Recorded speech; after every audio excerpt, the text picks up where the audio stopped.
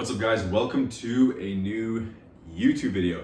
I'm currently in Aruba for a few days, meeting up with a few friends from a few years ago.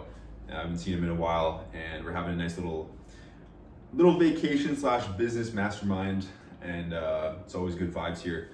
And I actually have a few more travel related events directly after this. I'll be traveling for like 15 days total through different places. First it's Aruba, then New York, and then Cancun. And travel is one of the things that often stumps people, especially if you're an entrepreneur, you're traveling a lot for business. A trip could be like 3 days, you could have like multiple different trips, you could have like a month-long thing. And it's often very, difficult to maintain your health and fitness momentum or momentum with your self-development. At least that's what it seems like if you don't set yourself up for success. So in this video, I want to help you have a little bit of a mindset shift around travel and also give you some super tangible stuff to make your next trip the thing that doesn't, make you fall off from your health and fitness goals, and you're actually able to maintain momentum during travel. The first mindset tip we'll mention is that you don't have to necessarily hold yourself to a standard where you maintain the exact momentum that you had before your trip. And so if you're pretty dialed in before your trip, or you're relatively dialed in and you're working out consistently, you have a certain nutrition protocol, certain self-development habits that you do on a daily basis, oftentimes what we see is that person travels and then like 80% of that just goes out the window, or even all of it goes out the window. And so you might have to customize it a little bit for your travel situation. It doesn't have to look exactly how it looked before. And just because it's not going to look the same doesn't mean that it won't help you or that you shouldn't do it. Like doing a different version of something that is more accustomed to your current situation while you're traveling is 100 times better than not doing anything, right? And so if you're working out 3-4 days a week in a gym before you travel, like you're at home, maybe what that looks like when you're traveling is literally like 3 hotel workouts or home workouts or whatever you're in that are like 20 minutes long as opposed to an hour long, right? And 3 20-minute home workouts aren't going to be as effective as 3 hour-long gym workouts, but it's maintaining momentum. It's continuing to make you stronger, to make you healthier. Those are so much better than doing nothing.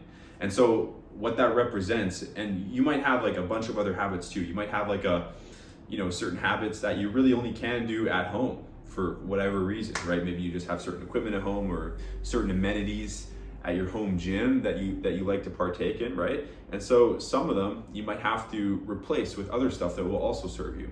But for the most part, you can maintain momentum in very similar ways. On the nutrition side of things, you might be eating out more, you might have to grocery shop at different places, and that's okay. You might have to get a different type of protein bar. You might have to get your protein through different sources, right? It might take a little bit more organization to get your water in, right? But all these things are still manageable, and they just need a little bit of intention going into the trip in order to actually make sure it happens, right? And so when you're planning the trip, or if it's already planned and you're trying to like make sure that you maintain momentum, figure out where you're gonna shop, figure out what gym you're going to go to, right? So if you do want to go to a gym, you can look on Google Maps or whatever and just look at, gyms around this hotel or whatever. There's probably going to be a few options that you can choose from. Figure out if they can do like a day pass or a week pass or whatever, however long you're staying, and figure out how you're going to commute and put it in your calendar. So you probably have some sort of travel itinerary that, or some type of like structure to your trip. Put the workout in your calendar in those little sections, those little corners of your days where you're actually available. And that way you make sure that it gets done despite all the different things that you're doing along your trip, right? And ultimately, typically when you're traveling, especially for business, it can be packed. I get it. Like it can be like stuff happening in the morning, afternoon, evening. And so if you have any self-development related habits, you might have to crunch those down to a bare minimum. For example, maybe you're used to reading a book like half an hour per day. Maybe that turns into just like 5 pages at a bare minimum, right? Because you have barely any time, maybe barely any energy left at the end of the day, and maybe it's just a 5-page thing. But again, those 5 pages are much better than nothing, right? Maybe you typically do a 20-minute meditation. Maybe now when you're traveling, it's a 5-minute thing, right? Or if you do have time for the full 20, meditation or the full 30 reading or whatever it is, still make it happen, right? It's often just a mindset and organization thing. Travel is rarely the actual reason why people stop. It's just because they think that it's impossible to do at the same time, but it's not. So either do your full routine, just a different version of it, or scrunch down your routines to just some bare minimum commitments to keep the ball rolling mentally, physically, emotionally, and otherwise. And that way you can come back from your trip, whether it's a week later or a month later, and not feeling like you just rode off an entire week or an entire month. You actually feel like you didn't really take a step back, where you kept the ball rolling, and you're actually getting back from that trip a more evolved version of yourself that made some progress in a few areas. And that feels amazing to get back into routine. And instead of just like throwing away, the idea of being healthy or being dialed in, you maintained that feeling, you maintain that routine, and now you're able to get back into your regular routine at home with a full head of steam. And so that's just the basic principle of traveling. Obviously your goals, your workout routine, your nutrition protocol, your self-development habits will look different depending on who you are and what you want to achieve. But ultimately, just have the conversation with yourself before you travel the next time. Which of these can I maintain in an identical manner? Which of these can I maintain the result of it just through a different vehicle? So for example, that look like, instead of doing your regular gym workouts, it might look like hotel workouts, where it's the same result. You're getting fitter, you're getting stronger, doing cardio, whatever, but just different vehicle. You're doing home workouts as opposed to gym workouts, right?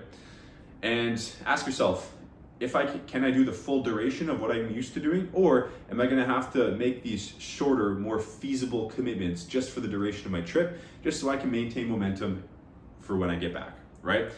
Simple questions to ask yourself to apply to your self-development while you're traveling.